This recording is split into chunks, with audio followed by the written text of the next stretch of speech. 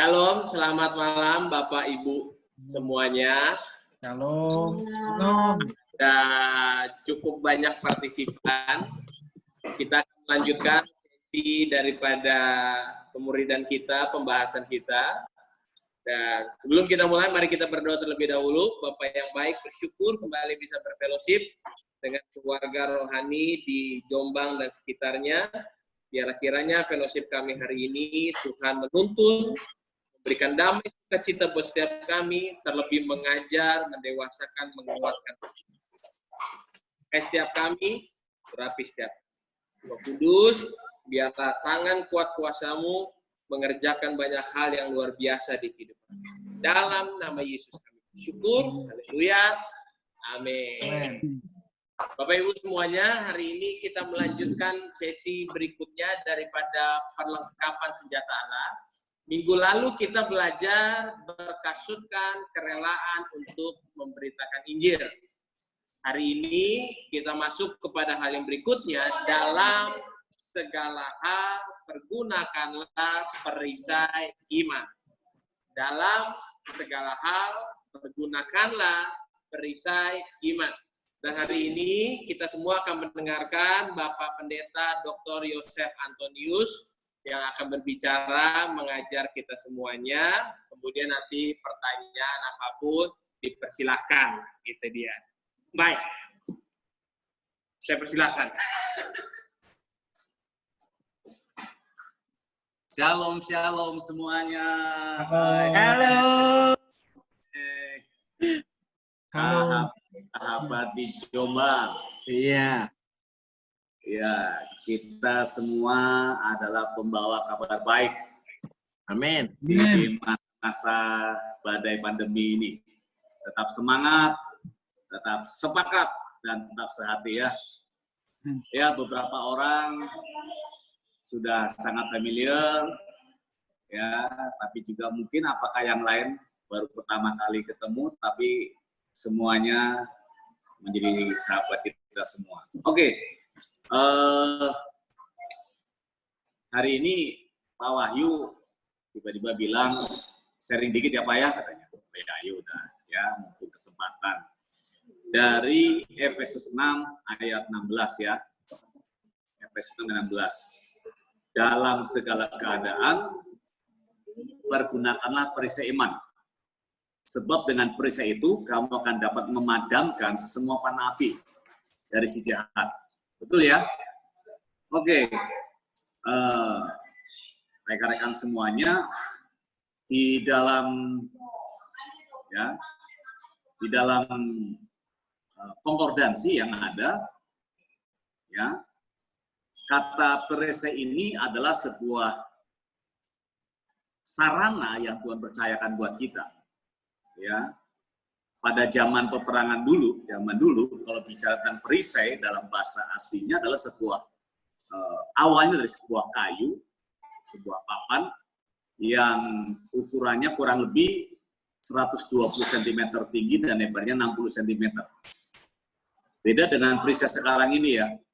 Perisai sekarang ini seperti Kapten Amerika. Ternyata Kapten Amerika cuman sebesar wajan, ya, cuman segede penggorengan saja, ya. Itu hanya buat action. Tapi kalau di zaman raja-raja, di zaman peperangan, kalau bicara perisai berarti bicara tentang sebuah alat, ya, sarana dipakai melindungi diri, dan itu kurang lebih 120 cm, 60 cm. Artinya lebarnya cukup untuk melindungi diri kita dan untuk melindungi kepala sampai ke bagian kaki kita mungkin sekitar lutut. Artinya hampir seluruh tubuh kita tertutup. Ya, itu disebut dengan kata perisai, itu bisa sebuah pintu. Ya, dalam bahasa aslinya kalau bahasa perisai, terus kalau kita terjemahkan dalam bahasa kita sehari-hari, artinya sebuah pintu. Ya, perisai, sebuah pintu. Nah, firman Allah tadi berkata, pakailah selengkap senjata Allah, ya, pakailah perisai iman. Artinya bahwa perisai ini adalah satu hal yang harus menjadi kekuatan bagi kita semuanya. Perlindungan bagi kita semuanya. Oke, mungkin buat kita, saya ingin berbagi pada satu hal yang lain. Secara umum, perisai iman pasti melindungi kita dari panah api si jahat. Semua sudah sering mendengar khotbah inilah. Ya, si jahat itu iblis. Ya, dia ingin mencuri, membunuh, dan membinasakan dengan panah-panah berapinya. Saya percaya setiap kita sudah dilatih oleh gembala kita masing-masing. Bagaimana tipu daya si jahat ini. Apalagi kalau setan datang dengan wujudnya kuntilanak genderuwo, pasti kita akan sanggup menghadapi semuanya itu ya. Oke, saya nggak masuk dalam fungsi perisai iman lewat tipu daya si jahat. Ya. Dan yang kedua adalah perisai iman tentunya kita pakai sebagai pintu untuk kebenaran firman Tuhan. Ya. Dikatakan bahwa berbahagia orang yang lembut hatinya, yang terbuka hatinya, yang mau menerima kebenaran-kebenaran firman Tuhan. Ya. Sekali lagi, perisai itu dipakai untuk melindungi diri daripada api si jahat. Perisai juga adalah sebuah pintu yang dapat kita pakai untuk menerima proses kebenaran firman Tuhan buat kita semuanya. Ya. Perisai tadi dikatakan adalah perlindungan diri. Yang kedua ini tentunya saudara juga pasti mengerti. Ya. Saya ingat ketika Samuel waktu masih kecil, dia ada di rumah bait suci dan tinggal bersama dengan Nabi ya, Elia, Nabi Eli, Imam Eli. Dia di sana dan di situ Tuhan bicara Samuel karena waktu itu belum terlatih dengan imannya, dengan perisai, dan tanda petik dia nggak ngerti, dia cari jangan-jangan Imam Eli yang memanggil, ditanya, ya Bapak, engkau panggil aku? Oh enggak, sampai 3 kali. Dan ketiga kali maka Imam Eli sadar bahwa Tuhan hendak berbicara. Tuhan hendak berbicara kepada Samuel kecil. Lalu Imam Eli berkata, Samuel, kalau nanti kau dengar lagi suara memanggil namamu Samuel, maka berkatalah, ya Tuhan, berbicaralah. Ya Allah, berbicaralah. Nah, disitulah Samuel kecil mulai dilatih. Mulai dilatih pintu hatinya. Sehingga ketika dia mendengar suara Samuel, maka Nabi Samuel berkata, berbicara ya Allah. Lalu disitulah mulai pengalaman rohani daripada Samuel kecil sampai dia menjadi dewasa. Ada satu latihan, ada satu proses. Ya. Tadi kita baca, kenakanlah ya, perisai iman. Jadi perisai seringkali kita terjebak bahwa perisai kita pakai kalau setan iblis menyerang. Betul. Benar itu. Waktu musuh menyerang pakai perisai iman. Ya. Di dalam nama Yesus di kolong langit ini tidak ada keselamatannya. Karena sudah ada nama yang berkuasa, nama Yesus. Kita menolak tipu daya. Tapi yang kedua bahwa perisai iman juga adalah salah satu cara Tuhan, pintu kita membuka pintu kita. Mempersilahkan Tuhan berbicara buat kita. Mungkin hal yang kedua ini, itu pun sudah seringkali menjadi perenungan buat kita semuanya, sahabat-sahabat yang ada di Coba. Bahwa dengan iman percaya, kita mengaminkan proses kebenaran firman Tuhan. Sehingga ketika Allah berbicara, kita bisa berkata, amin ya Tuhan. Apalagi di tengah-tengah pandemi ini ya. Dalam pandemi COVID-19 ini, saya mulai bertemu dengan beberapa pengusaha yang sudah mulai tergoncang cash flow-nya. Bukan berarti mereka jatuh miskin, bukan. Tetapi cash flow mereka, karena penjualan dan segala sesuatunya terhambat, maka cash flow-nya tertahan, sedangkan mereka harus tetap membayar ya operasional bulanan yang sudah pasti. Sehingga cash flow-nya terganggu. Dan juga beberapa jemaat Tuhan yang karyawan buruh pabrik pun sudah mengalami masa-masa di stay at home, lalu karena sudah berkepanjangan sampai hampir 3 bulan, maka banyak pabrik juga yang akhirnya membuat PHK, putus hubungan kerja. yang tadinya hanya dirumahkan dan nanti akan dilanjut, hanya justru memasuki bulan Juni ini mereka mendapatkan kepastian kena PHK. Belum lagi mereka-mereka yang kaum profesional, jasa dan seterusnya. Jemaat kita kan beraneka ragam. Yang jasa apalagi, jasa potong rambut, jasa yang lain-lain. Kalau jasa ojek online kelihatannya masih lumayan ya. Tapi jasa yang buka toko-toko yang lain-lain pun sudah, yang selain sembako dan obat-obatan, mereka pun sudah mengalami yang namanya cash flow itu sudah terganggu.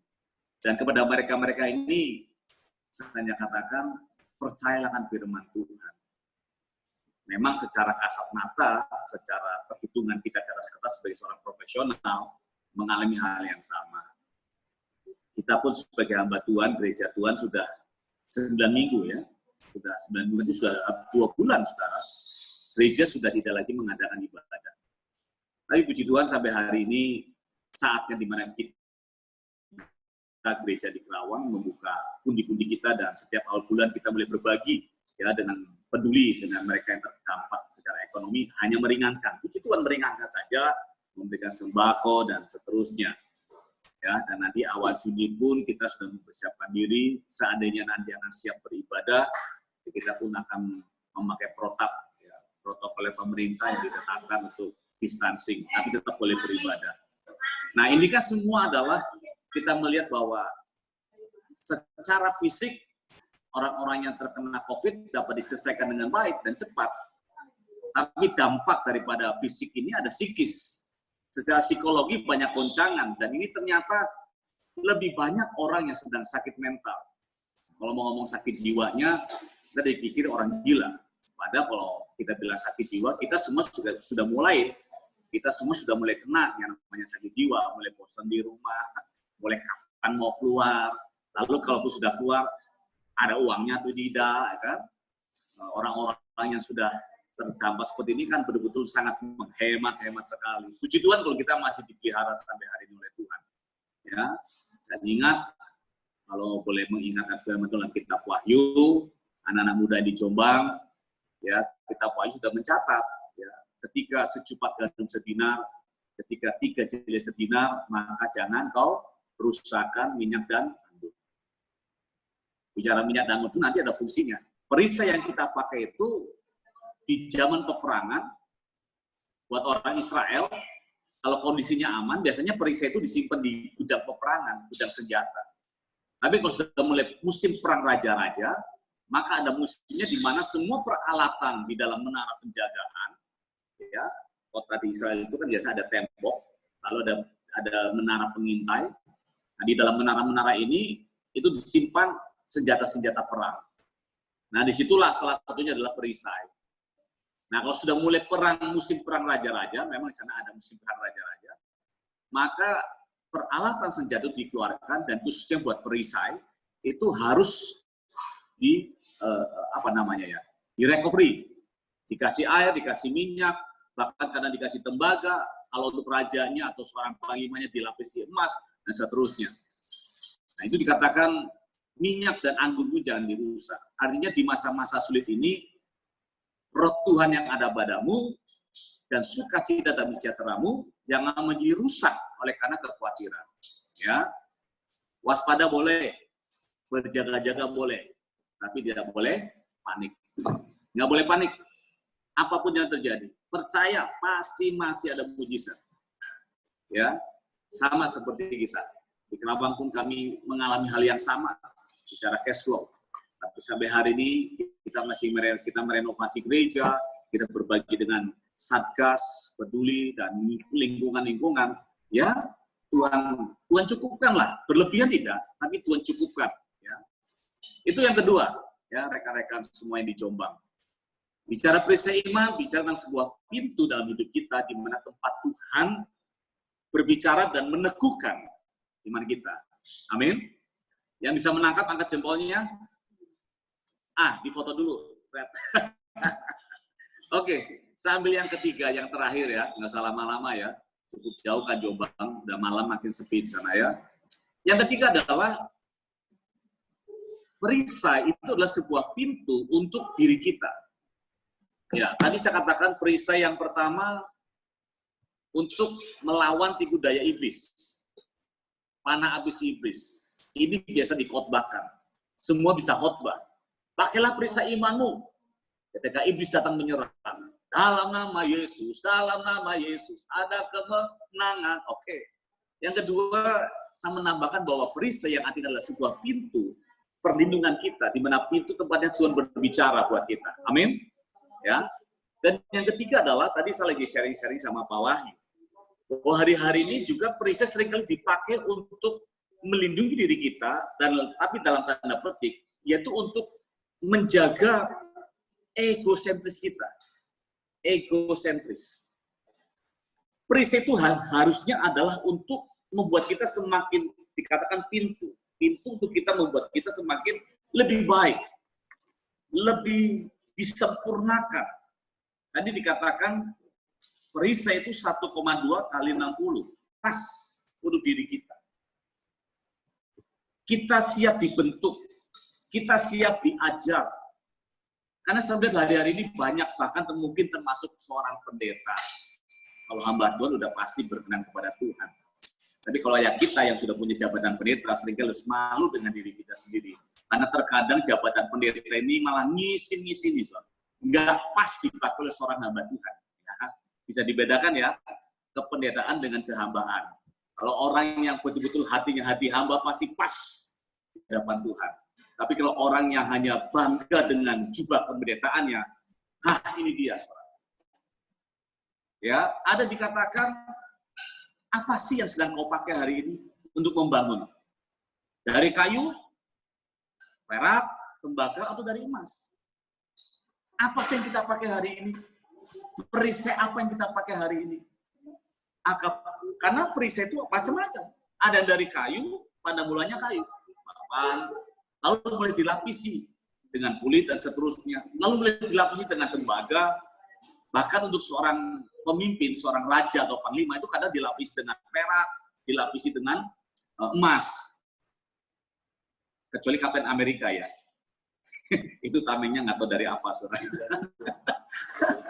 Ya.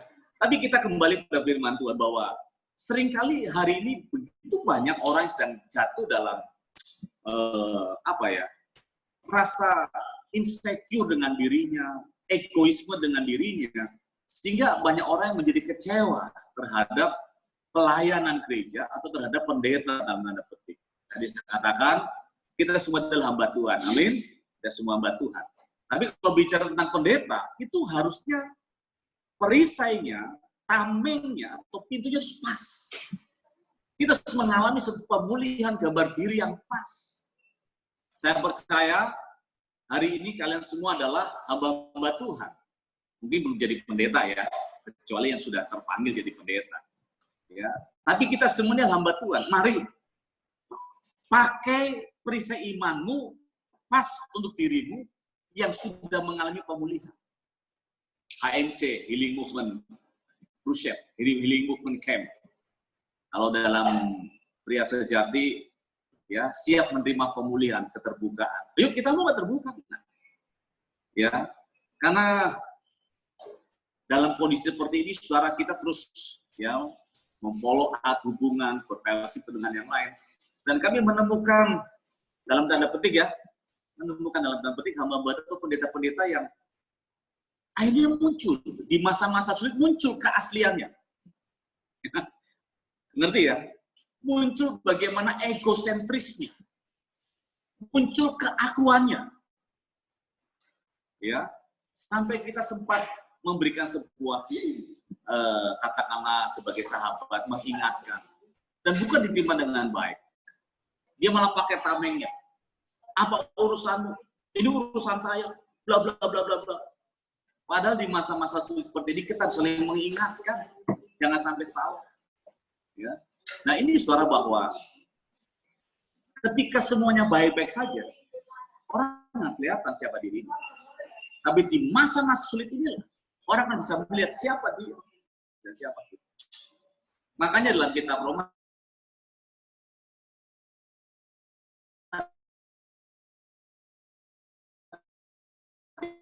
dikatakan hendaklah engkau berubah Bisa kita poles tubuh kita dengan pakaian-pakaian yang mahal-mahal dan seterusnya. Roh kita, penampilan roh kita dapat kita poles dengan jam-jam ibadah, full setiap hari, melakukan perbuatan-perbuatan yang kelihatannya rohani. Tapi soal jiwa, kita bisa berpura-pura.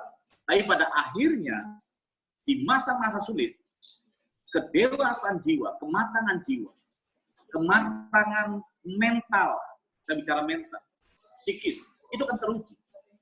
Nah, sejauh mana mental kita, jiwa kita yang ada dalam pikiran, perasaan, dan kehendak kita itu selaras, sesuai dengan kebenaran firman Tuhan. Nobody perfect. Kita nggak pernah sempurna. Kita butuh orang lain menyempurnakan kita. Dan ketika kita disempurnakan oleh orang lain, kita ditegur, lalu kita membela diri, akhirnya kita bisa melihat. Kalau saya pribadi, saya belajar. Ketika ada koreksi dalam diri saya, korektif, kalau memang itu betul, saya akan bertobat. Tuhan, ternyata saya masih belum sempurna dalam hal yang ini, dan saya mau bertobat. Dengan begitu, saya punya sebuah perisai pelindungan diri yang siap dibentuk. Tapi seandainya kita sedang mengalami satu korektif, sebuah teguran, lalu kita nggak mau mencoba melihat diri sendiri, yang ada adalah kita malah membela diri. Iya, lu aja sentimen sama saya, lu aja nggak suka, ya, oh, dahsyat, oh, itu mah biasa. Ya, kita belum koreksi, kita belum mencerna maksud sebuah korektif, tapi kita sudah boleh membela diri lebih dulu. Nah, yang seperti inilah akhirnya membuat kita sulit bertumbuh. Kita memakai perisai, tapi perisai iman sakaraku. Itu namanya bebal, keras kepala. Tapi kalau lihat wajah-wajah saudara lewat Zoom ini sih wajah-wajah malaikat ini semuanya. Ya, saudara, mudah sekali memakai perisai iman menghadapi setan iblis. Mudah sekali kita memakai perisai iman ketika mendengar kebenaran firman Tuhan Allah berbicara. Tapi sangat sulit waktu kita mencoba mengepas perisai kita untuk menghadapi diri kita sendiri.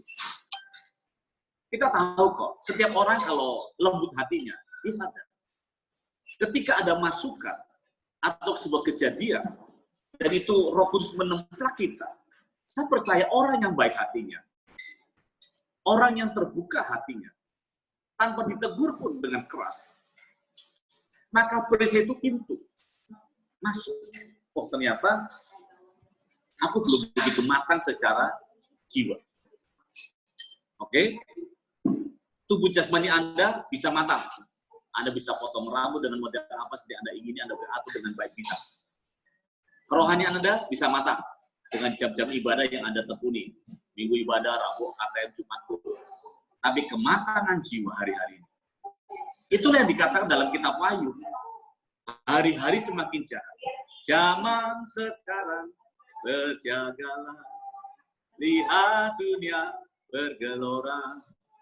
Kedengaran sini sana banyak kabar menggempakan. Berlindunglah dalam sabda Allah. Amin, saudara. Ya, kalau mau rekaman kasih CD-nya nanti cari aja ya di luar. Jadi sekali lagi bahwa ke depan proses kematangan jiwa, kematangan mental, WHO ya, World Health Organization atau Badan Kesehatan Dunia itu sudah mengingatkan bahwa dalam sebuah pandemi yang perlu dikhawatirkan bukan pasien yang sakit secara fisik, tapi justru yang secara psikis itulah yang sedang perlu diwaspadai benar. Makanya jangan heran kemarin minggu yang lalu saya lihat ada seorang pendeta besar di Amerika, namanya terkenal, meninggal bunuh diri.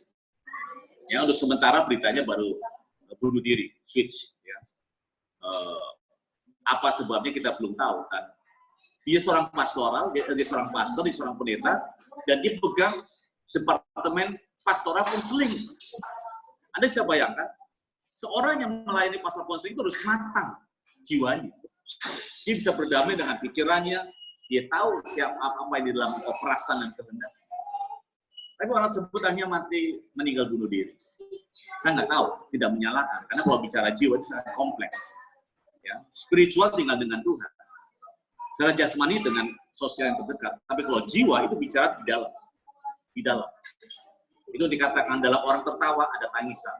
Dalam orang menangis dunia ada tertawa. Kita nggak pernah tahu sejati.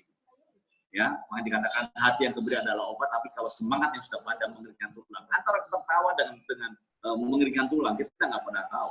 Ya, harap jangan-jangan di tempat ini, di Zoom ini semuanya sehat-sehat. Amin. Sehat rohnya, sehat jasmaninya, juga sehat jiwanya. Amin. Nah, orang yang sehat jiwanya, dia punya perisai. Perisainya itu lentur. Seperti tadi dikatakan, dalam musim peperangan raja-raja, secara berkala, di zaman Israel, maka setahun satu kali itu ada musim perang raja-raja. Nah, waktu masuk musim perang raja-raja, maka persenjataan di menara penjara itu dikeluarkan semuanya. Lembi, tombak, lembi sama tombak sama ya. Pedang, termasuk perisai, ketopong keselamatan, itu dikeluarkan. Lalu diminyaki. Ya, supaya ketopong ini tutupnya bisa naik turun. Helm kalau nggak pernah dipakai kan, tutup terus, buka terus. Nah, itu harus diminyaki dan seterusnya. Nah, itu perisai juga gitu. Nah, supaya kayu itu tidak kering, maka caranya salah satunya direndam dengan air. Kalau buat perisai dipakai oleh prajurit-prajurit itu direndam dengan air. Kenapa? Karena musuh pada waktu itu kan pakai panah berapi. Kalau dilepaskan panah berapi lalu nempel di perisai dan perisainya kayu kering, apa yang terjadi? Terbakar. Sebab itu waktu musim peperangan itu mereka akan membasahi perisai yang terbuat dari kayu. Lalu juga ada perisai yang dilapisi dengan kulit. Tentunya kulitnya kulit yang bukan kulit yang tipis ya. Kulit badak lah, saudara, yang kuat lah. Kan kalau kulit tebal namanya muka badak kan. Ini kulit badak. Ini bahasa saya, saudara ya. Dilapisi dengan kulit. Nah, kulit ini supaya lentur, tidak getas. Jadi kalau kena senjata tajam dan langsung robek, maka kulit ini akan direndam dalam minyak. Karena minyak itu sifatnya melenturkan. Ya. Nah, perkembangannya lalu perisai ini mereka juga kalau yang sudah kelihatannya sudah mulai pecah-pecah, mereka lapisi dengan tembaga, besi atau tembaga sebagai penguat satu dengan yang lain. Barulah muncul aksesorisnya, ada yang pakai perak, ada yang pakai emas sebagai tanda pengenal bahwa itu adalah orang yang terhormat. Jadi malam ini buat saya juga baru, ya, buat saya juga sedang ngobrol-ngobrol dengan Pak Wahyu tadi bahwa orang mudah sekali menggunakan perisai menghadapi sisi jahat untuk terbuka untuk suara Roh Kudus, suara Tuhan, tapi terkadang sulit memakai perisai untuk diri kita sendiri. Tadi katakan sebuah pintu yang pas masuk dalam kehidupan kita. Nah, rekan-rekan di Jombang mungkin inilah saatnya di mana kita belajar berdamai dengan diri kita sendiri. Kenapa? Karena ke depan, hari-hari kan semakin sulit. Semakin sukar. Tapi jangan takut. Jangan takut. Kalau kita tahu siapa diri kita di dalam Tuhan, kita siap dibentuk. Berbagilah orang yang lemah lembut. Lemah lembut bukan berarti ketemu orang hai. Lemah lembut itu salah satu adalah dia punya hati yang siap dibentuk. Dibentuk oleh firman Tuhan, oh semuanya mau. Semua orang kalau dibentuk oleh firman Tuhan senang. Ya. Tapi terkadang kita sulit dibentuk oleh siapa coba? Siapa yang sulit kita terima ketika membentuk kita? Oleh yang di samping kiri kita, samping kanan kita, suami, istri. Ya. Kadang kita gampang membuka hati mendengar nasihat dari suami orang lain, mendengar nasihat dari istri orang lain. Tapi kalau bilangnya suami sendiri, istri sendiri yang mulai menasihati kita, aduh, rasanya sulit mangkel. Minggir lu, sok tahu lu, ya. Yang seperti ini, suara ini namanya berarti kita belum pas dengan perisai kita. Ya. Jadi mungkin terkadang Tuhan pakai perisai kita menjadi pintu untuk membentuk kita lebih baik lagi lewat suami, lewat istri, atau lewat anak kita, orang tua kita, atau rekan sepelayanan. Wah, baru bertobat, baru melayani, udah mulai mengkoreksi saya. Aku udah karakan ini di sini, udah bangkotan di sini. Dia belum. Ini orang seperti ini ya boleh tua gitu, sok rohani, tapi sesungguhnya hatinya belum siap memakai perisai iman yang sesuai dengan pas dengan diri. Maka tadi saya katakan di kalangan pendeta kami pun ini sedang menjadi satu perkumpulan tersendiri. Kok bisa ya udah pendeta dan gini-gini kok ketika ada masukan dari rekan sejawatnya ternyata responnya bukan, "Oh, makasih sahabat untuk mengingatkan aku," tapi bisa berbalik. "Mau saya ikut campur, ini urusan saya, gue tahu apa." Ya, mudah-mudahan itu nggak ada di antara kita. Oke, mungkin saya kasih kesempatan buat Q&A atau Anda bertanya saya menjawab atau saya bertanya Anda yang menjawab. Boleh dibuka ininya mute-nya semuanya, Pak Yogi, Feli, dibuka aja semua unmute. Semua.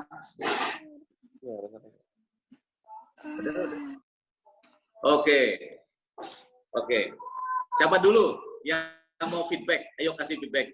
Feedback ini dulu, home community. Ivan, ada feedback apa, Fir? Jelas, mengerti, atau kagak ngerti? Saya masih agak kurang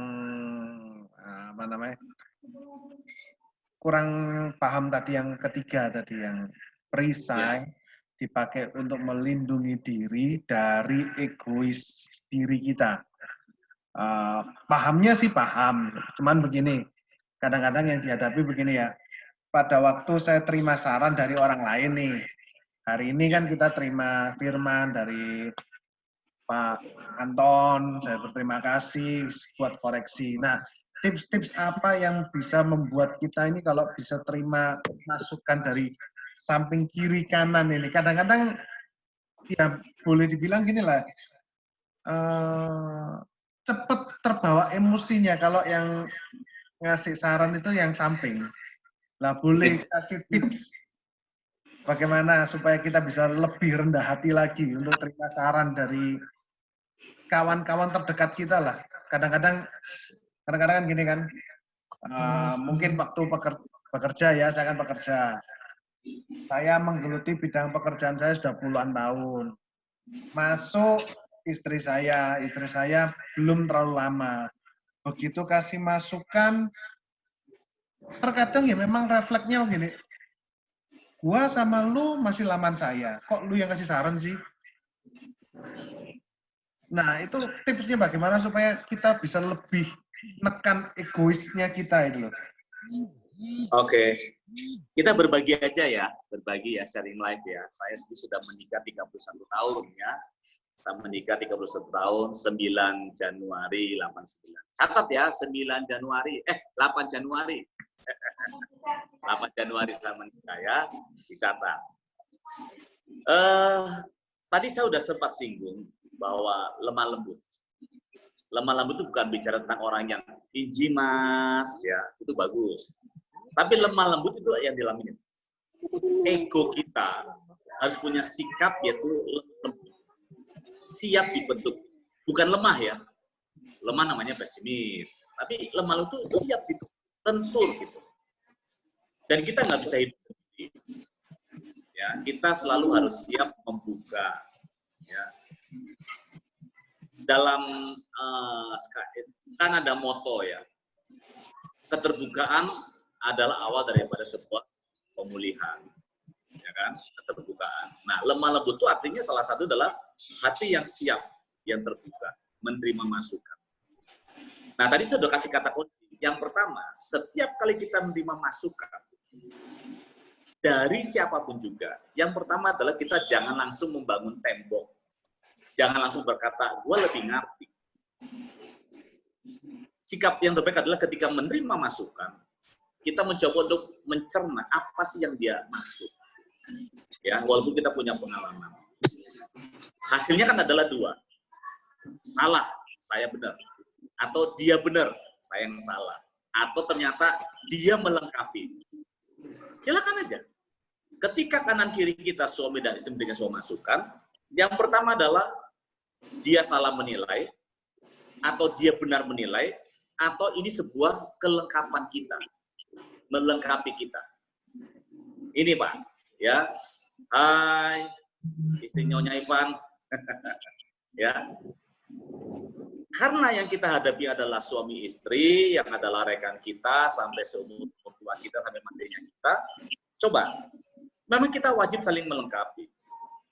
Saya belajar, sampai hari ini saya belajar. Ketika saya ini kan, maaf ya, saya udah kuliah, S3, dosen, ngajar pastoral. Di kampus, semua mahasiswa, yes, Pak dosen, supaya dapat nilai yang bagus. Tapi yang berani cuma menyangkal cuma satu, cuma istri saya. Berani menyanggah, berani menyangkal. Ya, itu 31 tahun udah tuh, sampai hari ini. Wanita satu-satunya yang paling berani sama saya, istri saya.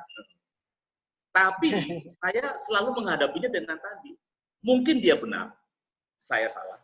Atau dia salah, saya benar. Atau yang ketiga, dia sedang melengkapi saya. Nah, 3 hal inilah saya coba ambil waktu. Ini kan dalam situasi ketika ada mau bikin sebuah keputusan atau statement kan, termasuk Ivan kalau dengan orang-orang pabrik, karyawan yang baru masuk gitu kan ya, kamu nasihatin dia tapi dia ngeyel. Ya kan kalau ngeyel kan dia yang benar atau kita yang benar, atau sebenarnya satu ilmu yang baru. Kita kan nggak pernah, nobody perfect dalam hidup ini loh. Ada orang kelihatannya bodoh tapi dia melengkapi kita. Ya, nah saya belajar terhadap istri saya belajar terhadap orang-orang yang ini, termasuk kita lagi renovasi gereja. Renovasi gereja itu, waduh, itu tuh kan luar biasa. Ada yang kelihatannya bodoh tapi pintar, ada yang kelihatannya pintar tapi bodoh. Jadi kalau kita lagi ngomongin soal bangunan, dia pikir saya pendeta. Tapi kan saya pendeta dulunya juga banyak, sudah berapa kali bangun kan. Jadi selalu ada masukan, kita ngobrol-ngobrol. Dan itu saya merenung. Ada kalanya saya benar, maka saya punya kewajiban. Dengar ya. Waktu saya benar, yang tahu lebih dahulu kebenaran, punya kewajiban dengan lemah lembut. Tidak langsung counter. Lu salah. Kamu gimana sih? Kita lalu muncul sebuah egosentris yang lu kagak ngerti. Nah, kalau sudah muncul egosentris kita, pasti deadlock. Komunikasi kita putus. Karena pada dasarnya orang tersebut akan merasa, iya lu memang pinter, gua mah bodoh.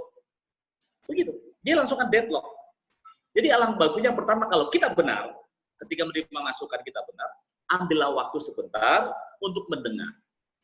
Lalu ambil waktu untuk menjelaskan. Bisa saat itu, bisa nanti 1-2 menit selanjutnya. Atau yang kedua, dia benar. Kalau diberikan masukan yang benar, kita nggak boleh gengsi. Ya, mungkin pada waktu itu kita bikin statement terlalu emosional, ternyata istri atau suami kita mendengar, lalu dia yang adalah out of the box, ya, dia berpikir di luar pemikiran kita, karena kita lagi emosi, tiba-tiba ada orang sekitar kita, mungkin rekan sepelayanan kita, mungkin anak kita, mungkin istri kita, atau suami kita bilang, waduh, ini keluar, lalu dia mulai negur, ini loh. Nah, ketika ini loh, kita mulai merenung, oh ternyata tadi iya, saya salah mengambil keputusan, saya terlalu emosional. Nah, kalau seperti itu, nggak ada salahnya kita juga ucapkan terima kasih. Tapi mungkin yang ketiga, dia memberikan satu statement, nggak pas dengan kita, tapi ternyata hasilnya adalah melengkapi kita. Nah, kalau sudah melengkapi kita, ya jangan gengsi, yuk duduk sama-sama, maksud saya begini, maksud kamu bagaimana, toh pada akhirnya kita akan menemukan satu titik yang sama. Jadi, betul pada akhirnya yang akan katakanlah perisai dalam hidup kita untuk menghadapi egoisme kita, egosentris kita, ya tadi keterbukaan. Gitu Pak Ivan, mudah-mudahan bisa memberikan pencerahan bahwa apapun pengalaman kita, zaman itu terus berjalan. Kita nggak, apa yang kita pelajari hari ini, belum tentu bisa dipakai untuk hari esok. Apa kita dulu, belum bisa dipakai hari ini. Dan ada kalanya orang yang sederhana juga dipakai Tuhan untuk melengkapi kita. Oke, yang lain silakan. Terima kasih banyak. Ya, yang lain boleh unmute. Ini kayaknya hari ini kita mengalami banyak gangguan. Teman-teman kita berusaha untuk masuk tapi nggak bisa gabung. Iya. Berbahagialah kita yang sudah masuk duluan. Zoom-nya kita udah diperiksa oleh iman saudara nih, yang lain nggak bisa masuk. Pak Stalin ya. Kita pernah ketemu Pak Stalin. Ini di sini tulisannya Stalin. Siapa nih Stalin nih? Ya di gereja ya mungkin. Ada masukan, feedback buat kita, Pak Stalin, Kostalin? Apa? Ini aja Pak Anton, saya mau tanya yang tentang kegunaan perisai yang kedua itu kita harus membuka diri supaya Tuhan bisa berbicara kepada kita. Nah itu saya ingin tahu itu bagaimana caranya kita mengetahui suara Tuhan itu. Apa yang Tuhan inginkan, bagaimana caranya supaya kita bisa tahu. Ya. Mungkin itu Pak Anton. Oke, Kostalin. Ya, ini kalau kembali kepada pembelajaran kedewasaan Kristen ya, tentunya kan kalau kita bicara suara Tuhan, ada yang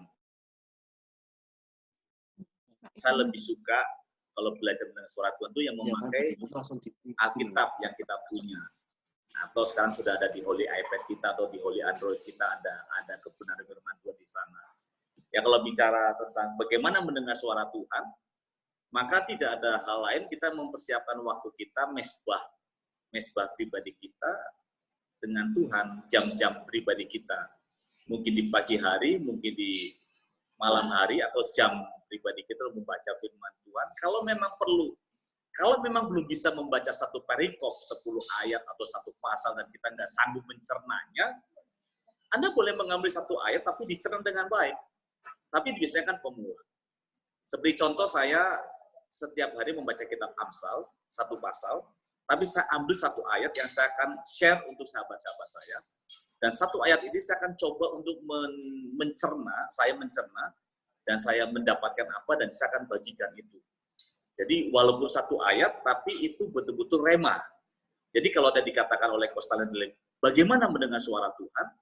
Saya mau jawab yang paling sederhana saja. Yang paling sederhana adalah bacalah firman Tuhan, ambil waktu merenungkannya, walaupun cuma satu ayat, tapi dapatkan rema atau pesannya, dan lakukanlah itu.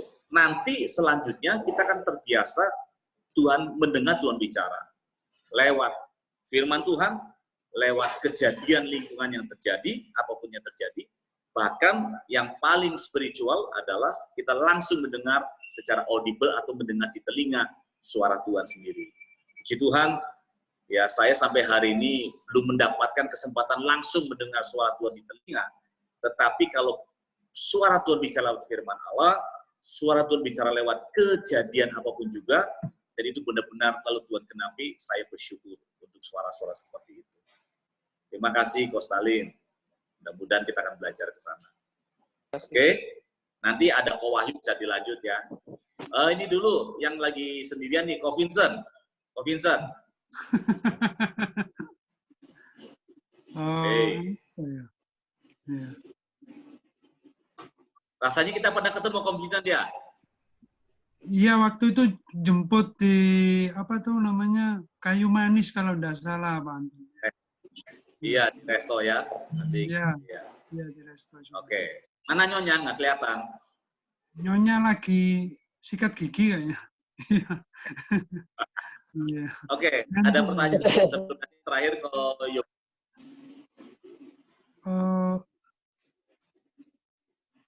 Saya sih ya Jelas ya?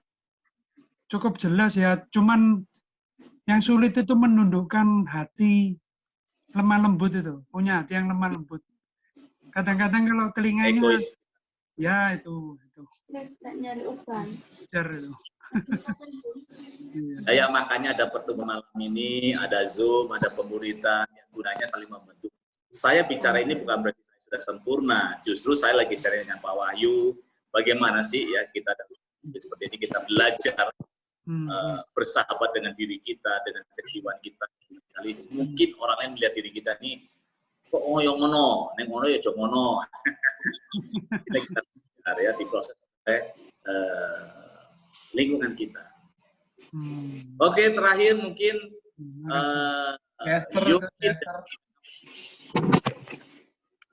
Boten bos, sampun celap, sudah jelas. Ini suaranya Ivan ini. Yogi Feli? Ya, saya agak kurang, mungkin saya yang tidak menangkap ya.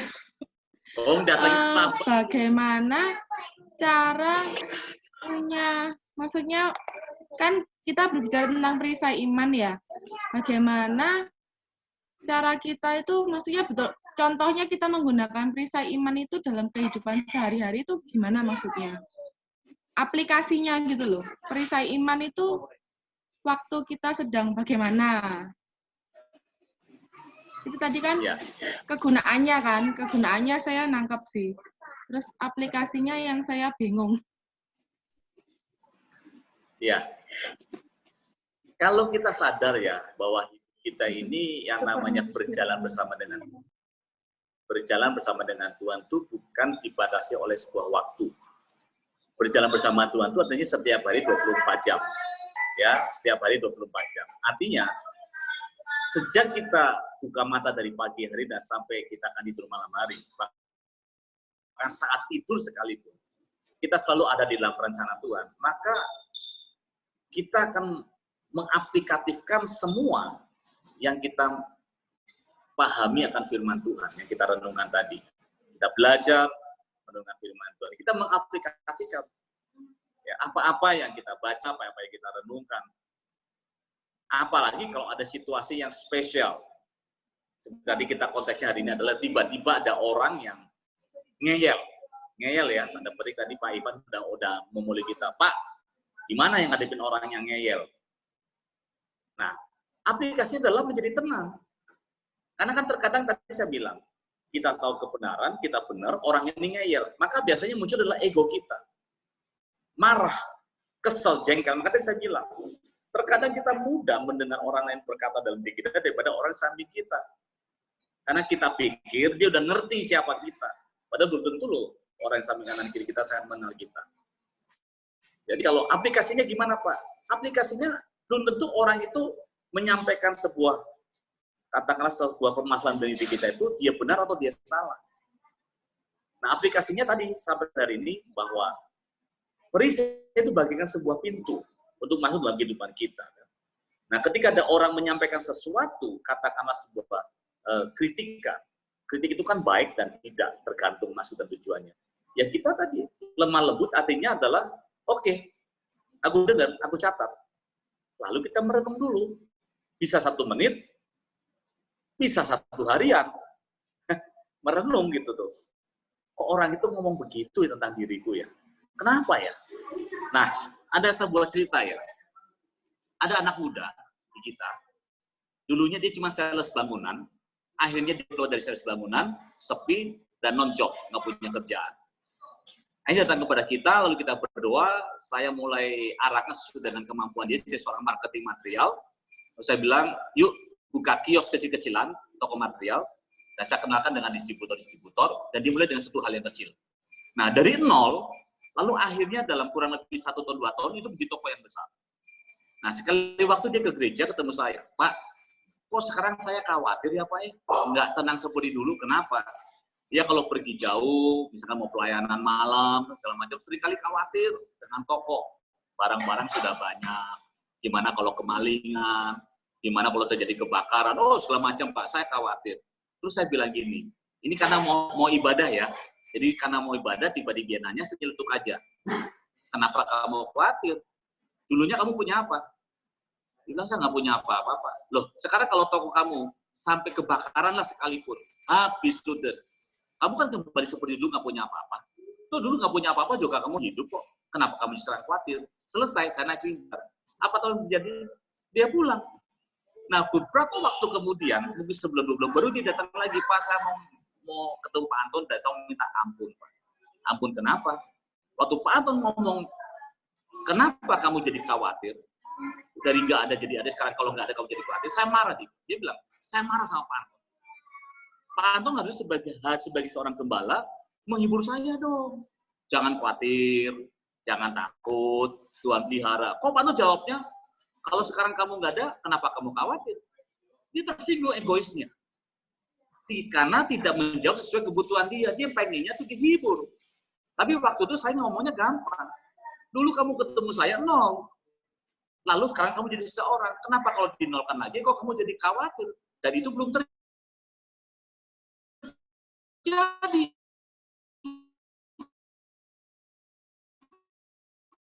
Baru seandainya.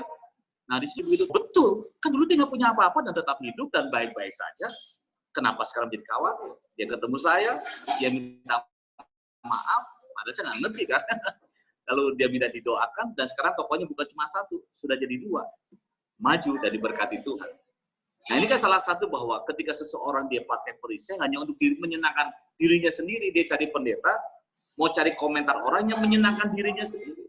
Tapi ketika masuk pukulan, dia butuh waktu untuk itu. Nah, mungkin buat Feli, bahwa ya untuk mengaplikasikan memang kadang butuh waktu. Tapi kalau kamu belajar ya, mulai sekarang belajar. Kalau hal-hal sanjungan yang enak pasti kamu telan habis. Tapi ketika mendengar sebuah kritikan, sesuatu yang nggak pasti hati, kita perlu waktu untuk sebelum bereaksi atau dalam tanda petik sebelum merespon. Ya, respon itu bagus. Respon biasanya kan butuh waktu. Tapi kalau reaktif, mendengar langsung kita lost control. Nah, aplikasinya adalah sekarang belajar. Aneh orang ini kok ngomongnya begini ya, kok begitu ya, kok nggak pasti hati ya. Coba waktu sebentar, Roh Kudus, beri aku hikmat Tuhan. Nah, lama-lama kamu kan terlatih. Gitu, pom ada gledek gitu ya, duduk, Anda langsung connect, ya, langsung Tuhan, ya apa ini Tuhan, kok yang ini sih? Ambil waktu 1-2 menit. Saya percaya orang yang berjalan dengan Roh Kudus, walaupun cuma 1 detik, dia tahu, ini Tuhan, ini setan, ini nggak benar. Oh, ini orang mau ngerusuhin, ini orang brengsek. Kita tahu, tapi respon kita tetap benar. Tadi saya bilang, walaupun dia salah, kita responnya benar. Oh, oke. Saya catat ya, tapi yuk kita duduk sama-sama. Kamu berpikir seperti itu. Nih, kalau saya melakukan ini karena begini. Nah, biasanya dia berpikir, oh Pak Anton sih nggak komunikatif. Ngomong dong kalau maksudnya begitu, saya udah negatif aja nih. Gitu. Ya, kurang lebih begitu, sahabat-sahabat anak-anak muda di Jombang. Kurang dan lebihnya, mohon dimaafkan. Salam buat Tante Hana, salam buat Pak Haryanto, salam buat semuanya. Ya, oh, gue baru nyusul ini. Saya mau tanya ini, Pak. Iya. Boleh. Emang ada berapa orang sih? Saya ini partisipan, Pak. Penyusup. Oh, iya. Monggo. Gini loh, Pak. Yang tentang ego ya, Pak ya. Kadang itu kan ada pemimpin itu yang terus mengintimidasi bawahnya, ya. Dan sebetulnya yang dia lakukan itu mah nggak adil. Baik itu mungkin di pekerjaan atau di bidang-bidang yang lain, tapi ada, ya. Nah, kalau kita berhadapan dengan pemimpin seperti itu, kita ini harus gimana, Pak? Kalau kita terima terus ya, selamanya kita digituin. Ataukah kita boleh, apa ya, kayak meluruskan dalam tanda kutip, atau bagaimana? Ya, makasih Bu Esther. Sing waras eling. Ya. Sing waras eling. Artinya yang tahu kebenaran, itulah yang mengendalikan situasi dan kondisinya. Ya, artinya bukan kondisi yang merubah Anda, tapi Anda akan merubah kondisi. Jadi kalau di situ Anda sebagai seorang pimpinan, ya tentunya Anda punya waktu untuk mendengar suara bawahan, dan Anda punya waktu untuk meluruskan dan menjelaskan. Karena terkadang, seperti orang bilang, kenapa hari ini banyak orang yang terus mencela kepemimpinan kita, Presiden kita Jokowi, karena kerjanya bagus, tapi kurang komunikatif. Jadi orang yang terus menuntut itu nggak puas-puas, padahal kerjanya bagus, tapi kurang komunikatif. Mungkin juga kita sebagai pimpinan, pola pikir kita, rencana kerja kita, semuanya bagus. Tapi karena kita kurang komunikatif, orang-orang kita nggak bisa komunikatif, yang di bawah kagak ngerti-ngerti, ya kan? Nah, atau kita sebagai bawahan. Kita sebagai bawahan, kita kerja, atasan kita itu sakarepe dhewe, ya. Ya, pilihannya 2. Anda berdamai dengan dia, atau kita keluar dari kerjaan, gitu kan. Tapi kan di zaman sekarang ini lebih baik kita bukan melarikan diri, tapi kita mencoba berdamai. Cara berdamainya bagaimana? Ambil waktu. Ambil waktu sebagai seorang bawahan atau sebagai seorang rekan, duduk, Anda tahu permasalahannya apa, kan tentunya ada poin per poin. Ya, Anda nggak bisa langsung general tip. Jadi setiap kali ada poin apa, catat, lalu Pak, Ibu, atau pimpinan, boleh minta waktu sebentar. Tadi Bapak Ibu membuat statement begini, ya kan? Saya kok rasanya masih kurang jelas, boleh diperjelas lagi secara private tentunya ya. Pada waktu lagi rapat jangan banyak bicara, nanti kan urusannya pasti front terbuka. Tapi pada waktu private Anda bisa ketemu, tanya, ya. Lalu kalau kurang jelas Anda bisa tanya lagi, dan pada akhirnya Anda berikan masukan. Maaf Bapak Ibu atau rekan sekerja, seandainya maksudnya adalah itu, lalu saya punya pemikiran seperti ini, kira-kira gimana? Sehingga dia akhirnya dengan ketenangan kita, keterbukaan kita, kerepan kita, dan kelemah lembutan kita, maka orang-orang tersebut yang selalu egosentris, yang paling pinter dewek, nggak bisa ada orang lain, dia akan belajar tenang, karena menghadapi Anda yang tenang, dia pun hanya akan tensinya ikut turun. Dia belajar tenang dan mendengar. Dan mudah-mudahan Anda akan menjadi sahabatnya. Gitu.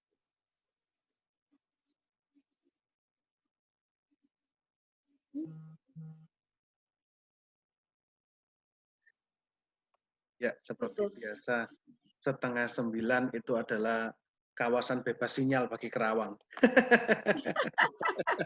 Iya toh. Ya kan minggu-minggu kemarin kan begitu masuk 8:30 jam 9, Iya. koneksinya mesti selalu di semua tempat kapan hari sama Coach Jeffrey sama Anu juga sama kok. Anton juga sama. Anton kan juga sama atau kapan hari itu. 9 wis. Tapi kalau Surabaya enggak apa-apa ya rasanya. Iku aku di Surabaya. Tapi menjawab ya, Cik Esther. Yo, piye, Bu Esther, sorry maaf tadi koneksinya. Nah, itu masuk lagi. Itu masuk lagi. Masuk lagi. Mana ya bapaknya? Saya tak cari dulu. Toh, enggak lihat wajahnya ya enggak enak toh. Ada. Gak mantep. Nah. Duh, enggak ada ya. Nah, itu keluar tuh. Nah, itu dia. Saya tak cari lah. Oke, Bapak. Ya, terima kasih. Ya, Pak. Terima kasih. Tapi kadang itu ada ya, pemimpin yang punya urapan ngeyel ya, Pak ya. Meskipun jelas salah ya tetap ngeyel. Ya sudah, wes kita ngalah aja ya, Pak ya. Yang waras ngalah katanya. Jangankan pemimpin, wong pendeta yo akeh sing ngeyel. Lah itu, kalau saya bicara urapan itu berarti itu, Pak. Wis, ojo diteruske. Nanti suzon. Ya, saya sudah begini, Pak. Ya wis.